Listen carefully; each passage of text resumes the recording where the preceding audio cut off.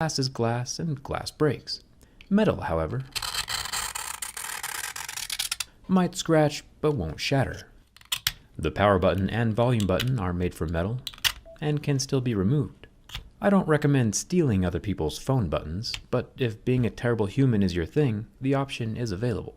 There are no buttons on the left side of the device, nor on the top. 50% of the sides are covered by the front glass from that wraparound screen. The other half of the sides is covered with a very thin strip of aluminum before the curve of the back glass starts. It's mostly all glass. The one colored power button is metal.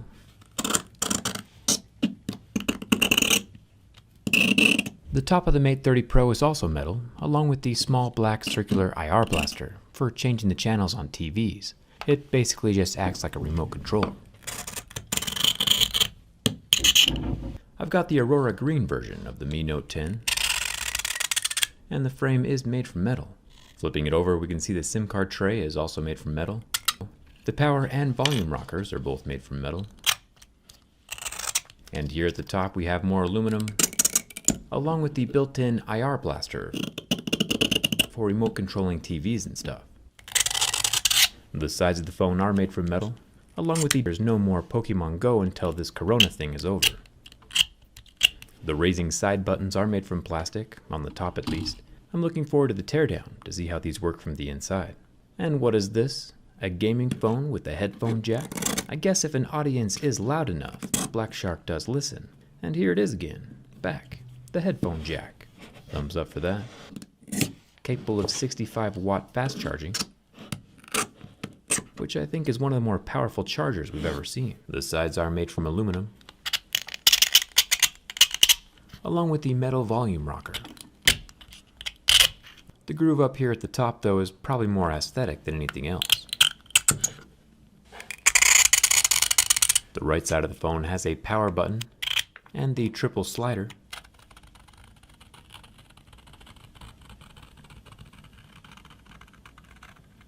The screen does still have its plastic buffer layer between the glass and the metal, which is good news for durability and easier screen replacements. And the body of the phone is still made from aluminum. The top of the phone has nothing except more metal. And the left side of the phone has its two volume buttons, as well as the mute slider, all made from metal. The bottom of the phone has its normal lightning port and loudspeaker, but no headphone jack. Is extra buttons. This phone does have dual built-in capacitive triggers up in the top shoulders. These don't pop out of the phone with motors like we saw on the Black Shark, but they do exist. The metal power button and metal volume rockers are also on this side. The air vent, though, is what we're all here for. There are vent openings on either side of the phone. Regular air comes in one side and hot air comes out the other. The frame is made from metal. You can see the silver glinting underneath the gold paint, along with the metal power button, which has a little green inlaid strip down the center. The top of the phone is uneventful, just the normal longitudinal folder groove with a little hole for one of the 3 onboard microphones. The left side of the phone is also metal and has individual volume buttons instead of a rocker. At the bottom of the Find X2 we find a USB-C port here. One unique thing this phone does have, though, is the back panel.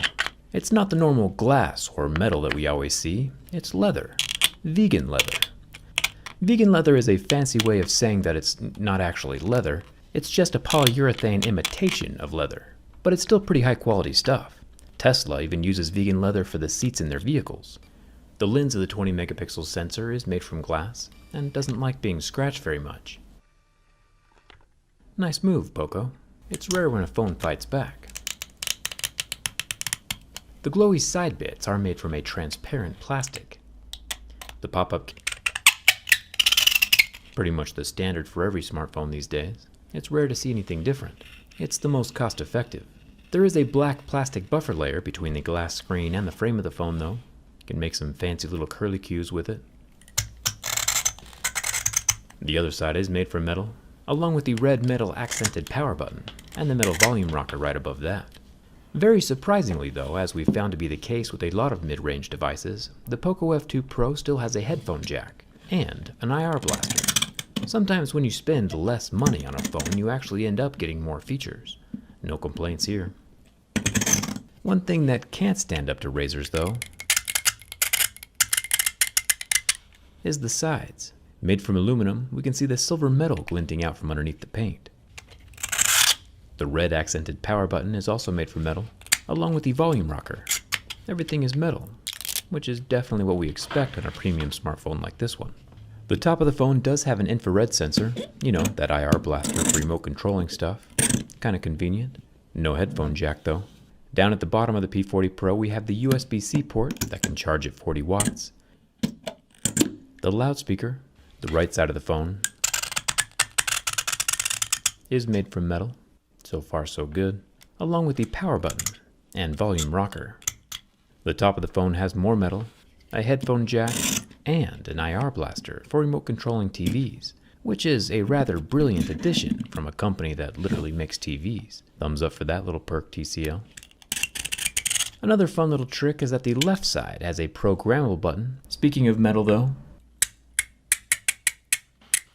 this OnePlus Nord does not have a metal frame. The frame has the silvery shine of anodized metal, but it's actually just paint over plastic. You can see my razor blade carve chunks out of the lower portion of the phone, leaving the black plastic exposed. Not necessarily a deal breaker, of course, we just haven't seen a plastic phone in quite a while. The volume rocker is made from metal. You can see the silver shining through from underneath my scratches. Making a phone out of plastic does save money. I think OnePlus just decided to use the Nord budget to improve the internals of the phone rather than the external. Making our way to the right side of the tablet.